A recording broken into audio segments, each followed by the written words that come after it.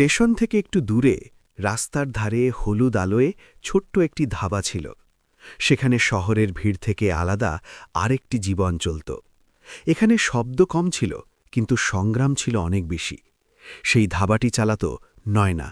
তার বয়স মাত্র ২৫ বছর, কিন্তু দায়িত্বের ভার তার মুখ থেকে অনেক আগেই বয়সের সরলতা কেড়ে নিয়েছিল। তার হাত সবসময় কাজেই ব্যস্ত থাকত, কখনো রুটি বেলা, কখনো সেঁকা, কখনো গ্রাহকদের খাবার পরিবেশন করা। তার প্রতিটি ভঙ্গিতেই ছিল তাড়াহুড়ো, যেন সময় তার জন্য কখনো থেমে থাকার সুযোগ দেয় না। গ্রাহকদের আসা যাওয়া লেগেই থাকত। কেউ তাড়াহুড়ো করে খেয়ে উঠে যেত, কেউ আবার বসে বসে চা খেতে খেতে অনেকক্ষণ সময় কাটাত। তবে সব গ্রাহক একরকম ছিল না। সেই রাতেই একজন লোক খেতে খেতে নয়নার দিকে তাকিয়ে ব্যঙ্গ করল। তার মুখে হালকা হাসি ছিল, কিন্তু সেই হাসিতে সম্মান নয়, ছিল তাচ্ছিল্য। নয়না তার কথা শুনল, এক মুহূর্ত তার দিকে তাকাল, তারপর চুপচাপ নিজের কাজে ফিরে গেল। ঠিক তখনই ধাবার আলোর বাইরে একটি ছায়া এসে থামল। সে ছিল আমান, প্রায় ২৪-২৫ বছরের এক যুবক। তার কাপড় ধুলোয় মলিন, আর মুখে কয়েকদিনের ক্লান্তির ছাপ স্পষ্ট। সেই কিছুক্ষণ দূরে দাঁড়িয়ে ধাবার দিকে তাকিয়ে রইল। তার চোখ কখনো উঠত, আবার নেমে যেত। মনে হচ্ছিল যেন তার ভেতরে কোনো এক অদৃশ্য লড়াই চলছে। এই সময় ধাবায় বসে খাওয়া একজন গ্রাহক আমানের দিকে তাকিয়ে হালকা হেসে উঠল। সে নিজের থালা থেকে একটি রুটি তুলে বাতাসে একটু এগিয়ে ধরল, ঠিক যেন কোনো পশুকে ডাকা হয়। তার মুখে ছিল বিদ্রূপের অদ্ভুত এক ভাব। আমান সেই রুটির দিকে তাকাল, কিন্তু তার হাত উঠল না। এক মুহূর্তের জন্য তার চোখে কিছু যেন ঝলকে উঠল, তারপর আবার সবকিছু আগের মতো ফাঁকা হয়ে গেল। সে চুপচাপ দাঁড়িয়েই রইল। এই দৃশ্যটি নয়নার চোখ এড়াল না। তার হাত এক মুহূর্তের জন্য থেমে গেল। তার ভেতরে কোথাও যেন কিছু নড়ে উঠল, যেন কেউ পুরনো কোনো ক্ষতকে ছুঁয়ে দিয়েছে। কিন্তু পরের মুহূর্তেই সে নিজেকে সামলে নিল। মুখে কঠোর ভাব এনে সে রাগ ভরা চোখে আমানের দিকে তাকাল। তার দৃষ্টিতে স্পষ্ট বার্তা ছিল, এখানে দাঁড়িয়ে থাকা ঠিক নয়। আমান কিছু বলল না, ধীরে ধীরে পিছিয়ে গেল এবং ধাবার আলো থেকে দূরে গিয়ে রাস্তার ধারে বসে পড়ল। সে যেভাবে বসেছিল তাতে ক্লান্তির চেয়ে ভাঙনই বেশি বোঝা যাচ্ছিল। সে একটু ঝুঁকে বসে রইল, দুই হাত হাঁটুর উপর রেখে। পাশ দিয়ে যাওয়া মানুষজন তাকে একবার তাকিয়ে দেখত ঠিকই, কিন্তু প্রত্যেকেই নিজের কাজে ব্যস্ত ছিল। নয়না আবার নিজের কাজে ফিরে গেল, কিন্তু তার চোখ বারবার সেদিকেই চলে যাচ্ছিল। কিছু সময় কেটে গেল, ধাবার ভিড়ও ধীরে ধীরে কমে এলো। রাত আরও শান্ত হয়ে উঠছিল। ঠিক তখনই আমন ধীরে ধীরে উঠে দাঁড়াল এবং আবার ধাবার দিকে এগিয়ে এলো। এবার তার পদক্ষেপের দ্বিধা কম, বাধ্যতা বেশি ছিল। সে এসে দাঁড়াল, তার চোখ এখনও নিচু, কিন্তু মনে হচ্ছিল তার ভেতরে কিছু যেন ভেঙে পড়েছে। কয়েক মুহূর্তের নীরবতার পর সে খুব ধীরে বলল, তার খুব ক্ষুধা লেগেছে, সে কিছু খেতে চায়। তার কণ্ঠ এতটাই দুর্বল ছিল যে তাতে কোনো শক্তি ছিল না, শুধু ছিল ক্লান্ত এক সত্য। সেই কণ্ঠে এমন এক শূন্যতা ছিল যা সরাসরি হৃদয়ে গিয়ে লাগে। নয়না তাকে গভীরভাবে দেখল। তার ভেতরের কঠোরতা তখনও ছিল, কিন্তু তাতে এখন হালকা একটা ফাটল পড়েছে। সে দৃঢ়স্বরে বলল, এখানে বিনা কাজের কিছু পাওয়া যায় না, যদি খেতে চাও আগে কাজ করতে হবে। তার কথাগুলো ছিল কঠিন, কিন্তু তার পেছনে লুকিয়ে ছিল এক অজানা দ্বিধা। আমান কিছুক্ষণ দাঁড়িয়ে রইল, তারপর ধীরে মাথা নাড়ল। তার মুখে কোনো প্রতিবাদ ছিল না, শুধু ছিল নীরব স্বীকারোক্তি। সে কিছু না বলে ধাবার পেছনের দিকে চলে গেল, যেখানে বাসন ধোয়ার কাজ হয়। সেই মুহূর্তে সে শুধু খাবারের জন্য নয়, নিজের ভেঙে পড়া সম্মানটুকু বাঁচানোর পথও বেছে নিয়েছিল। আর হয়তো সেটাই ছিল তার সবচেয়ে বড় বাধ্যতা। রাত তখন আরও গভীর হয়ে গেছে। ধাবার হলুদ আলোয়ের পেছনে বাসনের স্তূপের সামনে দাঁড়িয়েছিল আমান। তার সামনে বড় বড় লোহার হাঁড়ি পাতিল পড়েছিল, যেগুলোর ওপর সারা দিনের খাবারের জমে থাকা দাগ তার ক্লান্তিকে আরও ভারী করে তুলছিল। সে ধীরে পানি ভরল এবং কোনো দ্বিধা ছাড়াই কাজ শুরু করল। তার হাত এই কাজের সঙ্গে অভ্যস্ত নয়, এটা স্পষ্ট বোঝা যাচ্ছিল, কিন্তু তার মুখে কোনো অভিযোগ ছিল না। মনে হচ্ছিল এই কাজ শুধু কাজ নয়, তার ক্ষুধা মেটানোর একমাত্র পথ। প্রতিটি বাসন তুলতে তার একটু বেশি শক্তি লাগছিল।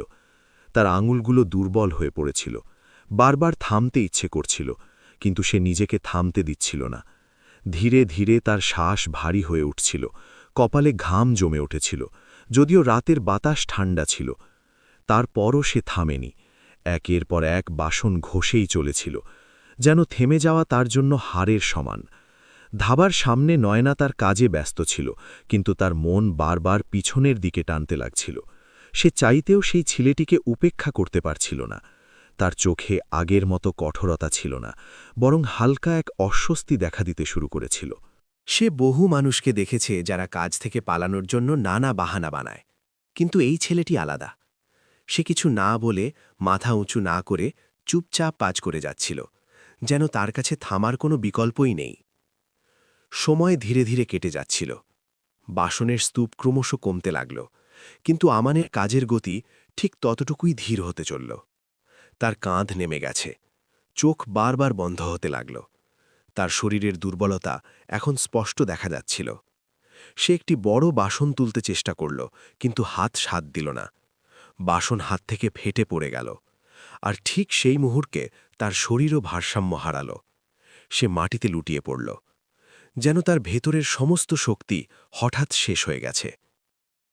নৈনার দৃষ্টি সঙ্গে সঙ্গে তার দিকে চলে গেল, এবং সে সঙ্গে সঙ্গে পিছনের দিকে ছুটল। আমান মাটিতে পড়ে আছে, চোখ বন্ধ, মুখ নিস্তেজ। নৈনার মধ্যে হঠাৎ এক অজানা উদ্বেগ জন্ম নিল, যা সে নিজেও বুঝতে পারল না। দ্রুত পানি নিয়ে সে আমানের মুখে ছিটিয়ে দিল। তার হাতের কোনো কঠোরতা ছিল না, বরং অস্বস্তি আর আতঙ্কের ছাপ ছিল, যেন কোনো অনাকাঙ্ক্ষিত ঘটনার ভয় তাকে গ্রাস করেছে। কিছুক্ষণ পর আমানের চোখের পলকে হালকা কেপন দেখা দিল, এবং সে ধীরে ধীরে চোখ খুলল। নৈনা তাকে সহায়তা করে বসাল, এবং কোনো চিন্তা না করে ঢাবার সামনে একটি ফাঁকা জায়গায় বসিয়ে দিল। তার মুখে আগের মতো কঠোরতা ছিল না। সে ভিতরে গিয়ে একটি থালায় খাবার নিয়ে এলো। থালাটি সে আমানের সামনে রাখল, যেন এটি কোনো কৃতজ্ঞতার ব্যাপার নয়, বরং এক প্রয়োজনীয় কাজ। আমান থালার দিকে তাকাল। তার চোখে এক মুহূর্তের জন্য অবিশ্বাসের ছায়া দেখা দিল, তারপর ধীরে ধীরে খেতে শুরু করল।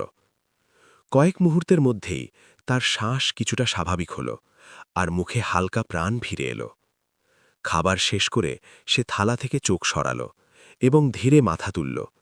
তার মুখে এখনও ক্লান্তির ছাপ ছিল, কিন্তু সঙ্গে সঙ্গে এক অদ্ভুত শান্তিও মিলল। সে কোনো আবেগ ছাড়াই স্বাভাবিকভাবে বলল, তার পেট ভরে গেছে, আর যা কাজ বাকি আছে তা সে করবে। তার কথায় কোনো দ্বিধা বা কৃতজ্ঞতার ছাপ ছিল না, শুধু সরল সত্য মন ছিল, যা নিজের ভাগের দায়িত্ব নিতে চাচ্ছিল। নৈনা এই কথা শুনে কিছুক্ষণ চুপ রইল। চোখে হঠাৎ জল জমে গেল, যা সে লুকাতে পারল না। প্রথমবার সে অনুভব করল, সামনে বসা ছেলেটি শুধু ক্ষুধার্ত নয়, বরং নিজের আত্মসম্মান রক্ষার জন্য সব পরিস্থিতিতে দৃঢ়ভাবে দাঁড়িয়ে আছে। সে ধীরে মাথা নাড়ল, যেন নিজেকে বলছে, এবার আর কিছু বলার দরকার নেই। তার ভেতরের কঠোরতা সেই মুহূর্তে গলে যেতে লাগল। কিছুক্ষণ নীরবতার পর সে শান্ত দৃষ্টিতে তার দিকে তাকাল। সে আমানের কাছে জিজ্ঞেস করল, এবার সে কোথায় যাবে? আমান অতিমাত্রা চিন্তা না করে স্বাভাবিকভাবে বলল, যেখানে স্থান মেলে সেখানেই চলে যাবে, সম্ভবত স্টেশনের আশেপাশে অথবা ফুটপাথে, যেখানে রাত কাটানোর জন্য একটু জায়গা থাকে। এই উত্তর শুনে নৈনার ভেতরে গভীর কিছুর ভাঙন ঘটল। প্রথমবার সে ছেলেটির একাকিত্ব পুরোপুরি অনুভব করল। একজন মানুষ যার কাছে নেই ঠিকানা, নেই সহায়তা, নেই কেউ নিজের। কয়েক মুহূর্তের জন্য তার চোখের সামনে নিজের জীবনের সংগ্রাম ঘুরতে লাগল। সে গভীর শ্বাস নিল এবং কিছুক্ষণের জন্য কিছু বলল না। তারপর ধীরে ধীরে তাকে ওখানেই বসে থাকতে নির্দেশ দিল, ঢাবার সেই শান্ত কোণে, যেখানে নৈনা এবং তার বাবা হরিরাম থাকেন। সেখানে বসিয়ে নৈনা আমানকে জিজ্ঞেস করল, তুমি কোথা থেকে এসেছ, কি করো? এই প্রশ্নে আমন গভীর শ্বাস নিল এবং তার অতীত বলতে শুরু করল। ধীরে ধীরে সে নিজের জীবনের শুরুটা খুলে বলল। তার জীবন সবসময় এমন ছিল না। সে এক সাধারণ কিন্তু সুখী পরিবারের অংশ ছিল। পরিবারটি মধ্যবিত্ত, কিন্তু সেখানে শান্তি ও আপনত্ব ছিল। তার বাবার একটি ছোট কাপড়ের দোকান ছিল, বড় না হলেও পরিবার চালানোর জন্য যথেষ্ট। মা সর্বদা হাসিখুশি থাকত। সে কলেজে পড়ত, সন্ধ্যায় দোকানে গিয়ে বাবার কাজে হাত বন্টন করত। রাতের বেলায় বাড়ি ফিরে মনে হতো তার জীবন সঠিক পথে এগোচ্ছে। সেখানে স্বপ্ন ছিল, আর সেই স্বপ্নে কোনো ভণ্ডামি ছিল না, শুধু সাধারণ আশা, কঠোর পরিশ্রম করলে ধীরে ধীরে সব ভালো হবে। কিন্তু জীবন সবসময় সরল পথে চলে না। তার বাবার ছোট ভাই, যিনি সাহায্যের নাম করে দোকানে আসত, ধীরে ধীরে পরিবারে অংশ নিতে লাগল। শুরুতে আচরণ সাধারণ মনে হলেও তার উদ্দেশ্য ধীরে ধীরে বদলে যেতে থাকল। সে এমন এক বিশ্বাসের জাল বুনল যা কেউ বুঝতে পারল না। একদিন এমন একটি মুহূর্ত এলো যখন সব কিছু হঠাৎ বদলে গেল। কাগজ আর চতুরতার মাধ্যমে দোকানটি তার চাচার নামে হয়ে গেল। এটি সব এতই চুপচাপ ঘটল যে বোঝার আগেই অনেক দেরি হয়ে গিয়েছিল। তার বাবাকে সেই দোকান থেকে বের করে দেওয়া হলো, যা তিনি নিজের পরিশ্রম দিয়ে গড়েছিলেন। সেই দিনের অপমান শুধু তাদের ব্যবসাকে কেড়ে নিল না, বরং তাদের আত্মসম্মানও ভেঙে দিল। মানুষ দাঁড়িয়ে এই সব দেখল, কিন্তু কেউ কিছু বলল না। ঘটনার পর বাড়ির পরিবেশ পুরোপুরি বদলে গেল। তার বাবা আগের মতো ছিলেন না। হার মেনেছেননি, কিন্তু চোখের ঝিলিক নিভে গিয়েছিল। তিনি মজুরি করতে শুরু করলেন। একসময় যে মানুষ নিজের জোরে দোকান চালাত, এখন অন্যের নিচে কাজ করতে লাগলেন। তার শরীর এই পরিবর্তন সহ্য করতে পারছিল না, কিন্তু বাধ্যবাধকতা তাকে বাধ্য করেছিল সব করতে। তার মা এইসব সহ্য করতে পারলেন না। দিন দিন তিনি চুপ হয়ে গেলেন। আগে যেখানে তার মুখে হাসি থাকত, এখন সেখানে শুধু নীরবতা। কথা কম বলতেন এবং ধীরে ধীরে নিজের ভিতর থেকে ধ্বংস হতে লাগলেন। আমন সব কিছু দেখছিল, কিন্তু তার কাছে ছিল না টাকা, না কোনো সাহায্যের উপায়, না কেউ তার পাশে। একদিন তার মা চিরদিনের জন্য চোখ বন্ধ করলেন। সেই দিন তার জীবনের সবচেয়ে বড় দেওয়াল ভেঙে গেল। মা চলে যাওয়ার পর তার বাবা একেবারেই একা হয়ে গেলেন। নিজেকে সামলানোর চেষ্টা করলেন, কিন্তু শরীর এবং মন দুটোই বিরক্ত হয়ে পড়েছিল। মজুরি করতে করতে তার অবস্থা আরও খারাপ হয়ে গেল। একদিন হঠাৎ তার শারীরিক অবস্থা এত খারাপ হল যে হাসপাতালে নিয়ে যেতে হল। আমান তাদের নিয়ে দৌড়াল, কিন্তু হাসপাতালের দরজায় পৌঁছনোর আগেই তার বাবা তার সঙ্গ ছেড়ে দিলেন। সেই মুহূর্তে আমানের কাছে আর কিছুই বাকি ছিল না। এরপর যা বাকি ছিল তা বেশিক্ষণ টেকেনি। তার চাচাও আবার সামনে এসে বাড়িটিতে দখল নিয়েছিল। আমানের কাছে কোনো কাগজ ছিল না, কোনো প্রমাণ ছিল না যে সে এই বাড়ির অধিকারী। সে অনেক চেষ্টা করল, কিন্তু শোনার কেউ ছিল না। একদিন তাকে সেই বাড়ি থেকে বের করে দেওয়া হলো, যেখানে সে জীবনের সবচেয়ে সুন্দর দিনগুলো কাটিয়েছিল। সে রাস্তায় দাঁড়িয়ে রইল, আর তার পিছনে পুরো জীবন বন্ধ দরজার পেছনে থেকে গেল। সে হার মানল না, কাজের খোঁজ শুরু করল। বহু জায়গায় গেল, বহু মানুষের সঙ্গে দেখা করল। এক জায়গায় তাকে কাজ দেওয়া হলো, যেখানে সে পুরো আন্তরিকতা দিয়ে কাজ করল। মনে হল হয়তো এবার জীবন ঠিক হবে, কিন্তু সেখানেও তার সঙ্গে প্রতারণা হল। তাকে চুরির মিথ্যে অভিযোগে দোষী সাব্যস্ত করে কোনো কথা না শুনেই চলে যেতে বলা হল। সেই ঘটনার পর তার বাকি থাকা আত্মসম্মানও ভেঙে পড়ল। এবার তার কাছে কোনো পথ অবশিষ্ট ছিল না। মানুষ তাকে দেখে চোখ ফিরিয়ে নিত, যেন সে মানুষ নয়, বরং এক বোঝা। সে বহুবার নিজেকে সামলানোর চেষ্টা করল, কিন্তু প্রতিবার পরিস্থিতি তাকে আরও নিচে নামিয়ে দিত। ক্ষুধা তার অভ্যেসে পরিণত হয়ে গিয়েছিল, আর ঘুম তার থেকে দূরে চলে গেছে। গত 2 দিন ধরে সে কিছুই খায়নি। শরীর দুর্বল হয়ে গিয়েছে, কিন্তু তার ভেতরে এখনও একটি ছোট্ট আত্মসম্মান বেঁচে আছে। সে বঞ্চিতভাবে চলতে লাগল, জানত না কোথায় যাচ্ছে। শুধু তার পা নিজে নিজে তাকে টেনে নিয়ে যাচ্ছিল। সেই অচেনা পথ চলতে চলতে হঠাৎ তার চোখে ধাবা পড়ল। কিছুক্ষণ দূরে দাঁড়িয়ে সে তাকাল, যেন ঠিক করছে এগোবে কি না। তার ভেতরে ক্ষুধা আর আত্মসম্মানের মধ্যে শেষ যুদ্ধ চলছিল। অবশেষে সে ধাবার সামনে এসে দাঁড়াল। আমানের কথা শেষ হওয়ার পর কিছুক্ষণ নীরবতা বিরাজ করল। সেই নীরবতায় কোনো অস্বস্তি ছিল না, বরং গভীর বোঝাপড়া ছিল। নয়না ভেতরে কিছু ভাঙতে থাকা অনুভব করল। সে জীবনে সব সময় নিজেকে শক্ত রাখত, কিন্তু সেই রাতে তার ভেতরের এক কোণ নরম হয়ে গেল। প্রথমবার মনে হল প্রত্যেক মানুষ তার গল্প নিয়ে আসে, আর গল্প না বুঝে তাকে বিচার করা ভুল। কিছুক্ষণ পরে নয়না উঠল এবং ধীরে ধীরে ধাবার কাজ শেষ করতে লাগল। আমান এখনও সেখানে বসেছিল, কিন্তু তার মুখে আগের মতো অস্থিরতা নেই। ভেতরে হালকা শান্তি নেমে এসেছে, যেমন সে তার বোঝা কিছুটা হালকা করতে পেরেছে। কাজ করতে করতে নয়না একটি সিদ্ধান্ত নিল, যা তার জন্য সহজ ছিল না, কিন্তু প্রয়োজনীয় ছিল। সে আমানকে সেখানে থাকার ইশারা করল এবং ধাবার পেছনের অংশের দিকে নির্দেশ করল, যেখানে দৈনন্দিন কাজ হয়। এটি কোনো দয়া নয়, বরং একটি সুযোগ নিজেকে প্রমাণ করার এবং নিজের সম্মান ফিরে পাওয়ার। আমান সেই ইশারাটি বুঝল। মুখে কোনো আনন্দের প্রকাশ নেই, কিন্তু চোখে একটি নতুন ঝিলিক। সে ধীরে ধীরে উঠে সেই দিকে এগিয়ে গেল। পরের দিন থেকে ধাবার দিনের রুটিনে নতুন একটি মুখ যুক্ত হল।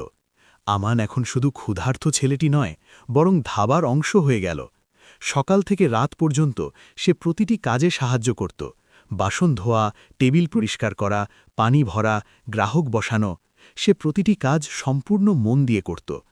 তার কাজ করার ধরনে ছিল অদ্ভুত এক সততা, যেন সে প্রতিটি ছোট কাজও সম্পূর্ণ দায়িত্ব নিয়ে করতে চায়। নইনা সবকিছু দেখছিল। আগে সে কখনো কাউকে এত মন দিয়ে কাজ করতে দেখেনি। আমান কাজ থেকে কখনো বাঁচতে চায়নি, না কোনো অভিযোগ করেছে। তার নীরবতা এখন কোনো বোঝা নয়, বরং এক গভীরতা বহন করছিল। ধীরে ধীরে ধাবার পরিবেশও বদলাতে শুরু করল। আগে যেখানে কাজ শুধু ক্লান্তি আর বাধ্যবাধকতার, এখন সেখানে একটি সুশৃঙ্খল ছন্দ দেখা দিতে লাগল। গ্রাহকরাও এই পরিবর্তন অনুভব করতে লাগল। ধাবা এখন আগের তুলনায় আরও পরিষ্কার, কাজ দ্রুত ও ভালোভাবে হচ্ছে। মানুষ আসছে, বসছে আর একটু থেমে থেকেও খাচ্ছে। ছোট ছোট পরিবর্তনগুলো ছিল, কিন্তু প্রভাব ছিল বিশাল। নইনা বুঝতে পারল এই পরিবর্তন একদিনে আসেনি, এটি ছিল একটি সিদ্ধান্তের ফল। সুরেশ চাচাও প্রতিদিন এইসব দেখছিলেন, চোখে সন্তুষ্টির ঝিলিক। মনে হচ্ছিল তিনি আগেই বুঝে গিয়েছিলেন এই ছেলেটি আলাদা। একদিন সুরেশ চাচা নইনার দিকে তাকালেন, হালকা হাসি দিয়ে মাথা নাড়লেন। এটি কোনো সাধারণ ইশারা নয়, বরং এক ধরনের স্বীকৃতি। সময় ধীরে ধীরে বদলাতে লাগল। ধাবার সেই পুরনো জায়গায় আমানের আগমনের পর এক অদেখা শৃঙ্খলাবোধ নেমে এলো। সে প্রতিদিন সকালে প্রথম উঠে ধাবার সামনের মাটিতে পানি ছিটিয়ে দেয়, বেচার জিনিস ঠিক করে, বাসন পরিষ্কার রাখে, আর তারপর কোনো শব্দ ছাড়াই কাজে লেগে যায়। তার অভ্যেসে সাদাসিদে ভাব, কিন্তু সেই সাদাসিদেতে লুকানো ছিল গভীর এক নিয়মিত নিষ্ঠা। হরিরাম সবকিছু চুপচাপ দেখছিলেন। তাদের বুড়ো ও অসুস্থ চোখে আগের মতো অস্থিরতা কমতে শুরু করল। মনে হচ্ছিল এই ছোট্ট ধাবায় প্রথমবার সত্যিকারের দায়িত্বের বোঝা এসেছে। সুরেশ চাচাও দোকান থেকে সব দেখছিলেন। মনের মধ্যে বোঝা গেল কিছু সম্পর্ক রক্ত দিয়ে নয়, কর্ম দিয়ে গড়া হয়। গ্রাহকরাও পরিবর্তন বুঝতে শুরু করল। ধাবার পরিচ্ছন্নতা, কাজের গতি, খাবারের তাজা তাপ আর শান্ত পরিবেশ মানুষকে আকর্ষণ করতে লাগল। ছোট জায়গায় এখন শুধু সংগ্রাম নয়, বিশ্বাসও বাস করতে শুরু করল। এক সকাল হাওয়ায় হালকা ঠান্ডা। নইনা আটায় পানি মেশাচ্ছিল, আমান চায়ের গ্লাস সাজাচ্ছিল, হরিরাম পিছনে বসে সব দেখছিলেন। হঠাৎ ভিতর থেকে এক অদ্ভুত ঘুংঘুং ধ্বনি শোনা গেল। নইনা ঘুরে দেখল হরিরামের মুখ ফ্যাকাশে হয়ে গেছে, ঠোঁট শুষ্ক, শ্বাস যেন অনিয়ন্ত্রিতভাবে ভেঙে ভেঙে আসছে। নয়না ঘাবড়ে গেল। তার হাতের পাত্র প্রায় ছুটে যাচ্ছিল। এক মুহূর্তে তার ভিতরের সব শক্তি জমে গেল। সে বুঝল না আগে কি করা উচিত। আমান হরিরামের অবস্থার দিকে তাকাতেই একটি মুহূর্ত হারানো ছাড়াই এগিয়ে গেল। তার মুখে কোনো আতঙ্কের ছাপ নেই। হরিরামকে সাহায্য করল, মাথা ধরে পানি দিল এবং সঙ্গে সঙ্গে বাইরে যাওয়ার প্রস্তুতি নিল। আমানের স্থিরতা নয়নাকে ভেঙে যেতে দেয়নি। সে দ্রুত পথ তৈরি করল, পাশ দিয়ে যাওয়া রিকশা থামাল এবং হরিরামকে হাসপাতালে পৌঁছে দেওয়ার দায়িত্ব নিজের হাতে নিল। ছোট সেই সময়ে সে যেন কোনো কাজ করা ছেলে নয়, বরং পরিবারের সদস্যের মতো দাঁড়িয়েছিল। হাসপাতালে পৌঁছিয়ে আমান সব আনুষ্ঠানিকতা শেষ করল, ওষুধের ব্যবস্থা করল, ডাক্তারের কথা বুঝল এবং সব জায়গায় এগিয়ে থাকল। কয়েক ঘণ্টার দৌড়ঝাঁপের পর হরিরামের অবস্থা স্থিতিশীল হলে তাকে আবার ধাবায় ফিরিয়ে আনা হল। সেই দিন ধাবার গতি ধীর ছিল, কিন্তু আমান দুপক্ষের বোঝা নিজের কাঁধে নিয়েছিল। ওষুধ আনত, হরিরামের পাশে পানি রাখত, চুল্লির আগুন সামলাত, গ্রাহককে খাবার পরিবেশন করত। মুখে ক্লান্তি, কিন্তু অভিযোগ ছিল না। হাঁটুরে চলাফেরায় তাড়াহুড়ো, কিন্তু আতঙ্ক নয়। সেই দিন প্রমাণ হয়ে গেল, সাহারা কেবল পাশের কেউ নয়, বরং সেই ব্যক্তি যিনি সংকটের সময় প্রথমে স্থিতিশীলতা ধরে। নয়না পুরো দিন এটি দেখল। তার দীর্ঘদিন জমে থাকা কঠোরতা প্রথমবার নিজের বোঝা সামলাতে ভেঙে পড়ল। সে জীবনে বেশিরভাগ মানুষকে শুধু নিজের দিকে মন দিয়ে দেখেছে। যারা এসেছিলেন, কিছু না কিছু নিয়ে গিয়েছেন। যারা থেমেছেন, কোনো না কোনোভাবে বোঝা বাড়িয়েছেন। কিন্তু আমান আলাদা। সে এই বাড়ি থেকে রুটি নিয়েছে, তবে বদলে দিয়েছে শ্রম, সততা এবং এখন স্নেহ। সেই দিন নয়না বুঝল, এই ছেলেটি শুধু ধাবার হাত নয়, এই ভাঙা বাড়ির আসল সাহারা। রাত গভীর হয়ে গেছে, গ্রাহকদের ভিড় ছাঁটাই হয়েছে। হরিরাম ওষুধ খেয়ে শুয়ে আছেন। আমান ধাবার বাকি কাজ সমাধা করছে, কিন্তু তার গতি এখন ধীর। নয়না প্রথমবার নিজের ভেতরের পুরনো অতীতকে মুক্ত করতে শুরু করল। বছরের পর বছর জমে থাকা ব্যথা সেই রাতে শব্দ খুঁজে পেল। সে বলল, তার জীবনও কখনো সরল ছিল না। শৈশবও কোনো নিরাপদ ছাদের নিচে কাটেনি। বাবা আগেই মজুরি করে সংসার চালাতেন। দিয়াড়ি পেতেন, চুল্লি জ্বলত। না পেতেন, বাড়িতে নীরবতা আর ক্ষুধা নেমে আসত। মা দারিদ্র্যের সঙ্গে লড়াই করতে করতে নিজের শরীর খেয়ে ফেলেছিলেন। বাড়িতে সবসময় ওষুধের প্রয়োজন, কিন্তু ওষুধের টাকা কখনো যথেষ্ট নয়। দীর্ঘ অসুস্থতার পর মা চিকিৎসা ছাড়াই চলে গিয়েছিলেন। সেই দিন বাড়ির এক অংশ চিরতরে নিভে গেল। নয়না তখন ছোট, কিন্তু সেই দিন তার শৈশবের শেষ নিঃশ্বাসও শেষ হয়ে গেল। মায়ের যাওয়ার পর বাড়িতে রুটি, ওষুধ, বাবার চিন্তা আর সমাজের কঠোর নজর সব কিছু একসাথে তার সামনে দাঁড়িয়েছিল। মায়ের ছাড়া বাড়ি সামলানো সহজ নয়, কিন্তু তার চেয়েও কঠিন ছিল এই পৃথিবীর মুখোমুখি হওয়া। বাবার আয় অনিয়মিত, শরীর দুর্বল, জীবনের খরচ ক্রমশ বাড়ছে। নয়না কখনো ভাবেনি তাকে রাস্তার ধারে ধাবা চালাতে হবে। শুরুতে ছোট ছোট কাজ, তারপর একটু রিং, একটু সাহস আর অনেক বাধ্যবাধকতা যোগ করে ধাবা চালু করা। সেই দিন থেকে আজ পর্যন্ত সে প্রতিটি রুটির সঙ্গে অপমানও সহ্য করেছে। ধাবা চালানো শুধু চুল্লি জ্বালানো নয়। বহু রাত এমন এসেছে যখন মদ্যপদের চোখ তার চেহারার চেয়ে তার একাকিত্বে আটকে থাকে। বহুবার রাতভর কাজ করতে করতে ভয় আসে যেন কোনো বিপদ ঘটবে না। সমাজ তাকে কঠোর শ্রমী নারী কম, একাকী নারী বেশি মনে করেছে। সে তান, লোভী নজর, প্রতারণা আর ঘৃণার মধ্যে এই ধাবা টিকিয়ে রেখেছে। বাহির থেকে তার মুখ কঠোর, কিন্তু ভেতরের কোমলতা রক্ষা করা এখন সম্ভব হয়নি। নয়না কথা বলতে বলতেই থমকে গেল। চোখের আঁসু আর লুকানো যায় না। বছরের পর বছর জমে থাকা দুঃখ যেন বাইরে বেরিয়ে আসছে। অমন নীরব শুনছে, কিছু জিজ্ঞেস করেনি, তাড়াহুড়ো করে সান্ত্বনা দেওয়ার চেষ্টা করেনি। তার নীরবতা তখন সবচেয়ে সত্যিকারের সঙ্গ। কিছুক্ষণ পরে সে নয়নার দিকে এমনভাবে তাকাল যেন তার ভাঙা অতীত বুঝছে এবং নিঃশব্দে আশ্বাস দিচ্ছে, এখন এই বোঝা একা নয়। চোখে ছিল সাহারা এবং শান্ত এক নিষ্ঠা। সেই রাতে ধাবার হলদে আলোয় তিনজন, নয়না, অমন, হরিরাম।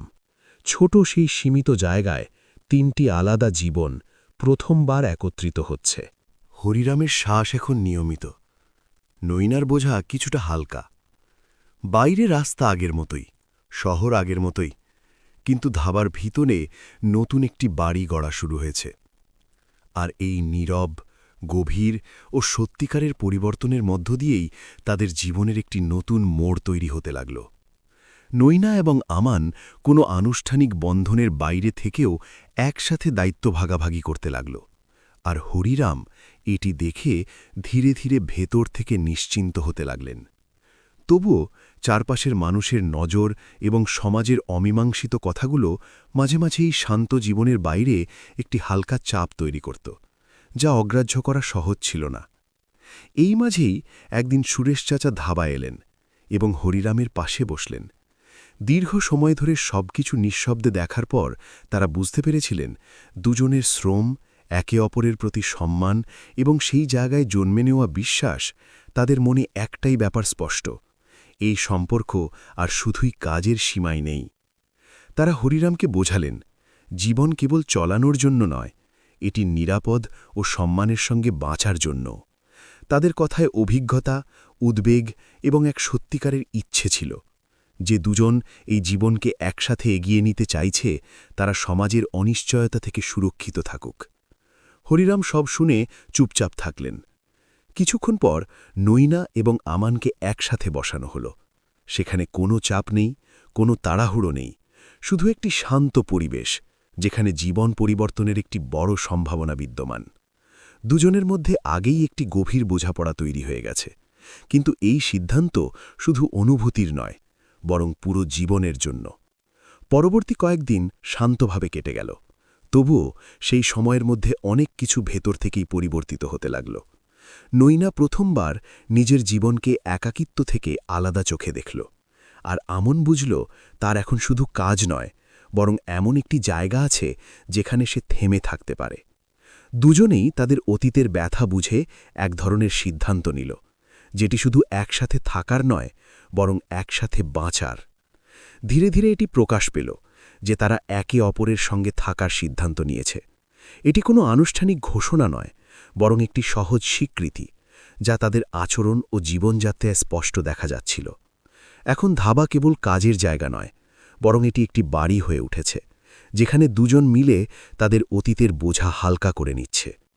ধাবার গতিও আগের চেয়ে শক্তিশালী হয়ে উঠেছে। নইনা এবং আমান দুজনে মিলে সব কাজ সামলাচ্ছে, সব দায়িত্ব ভাগাভাগি করছে এবং প্রতিটি দিনকে নতুন বিশ্বাসের সঙ্গে বাঁচছে। তাদের মধ্যে এখন কথার প্রয়োজন কমে গেছে, কারণ বোঝাপড়া এত গভীর যে না বলেও অনেক কিছু বোঝা যায়। হরিরাম সবকিছু দেখে ভেতর থেকে শান্ত হয়ে গিয়েছিলেন, যেন তাদের আর কোনো চিন্তার প্রয়োজন নেই। যদি এই গল্পটি আপনার হৃদয় ছুঁয়ে যায়, তাহলে আমাদের চ্যানেল মায়া টেল বক্সকে লাইক, সাবস্ক্রাইব এবং শেয়ার করতে ভুলবেন না।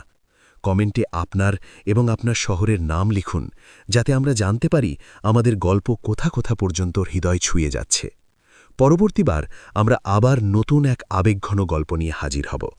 ততক্ষণ পর্যন্ত সুখী থাকুন, সুস্থ থাকুন এবং আপনার সম্পর্কগুলোকে সময় দিন।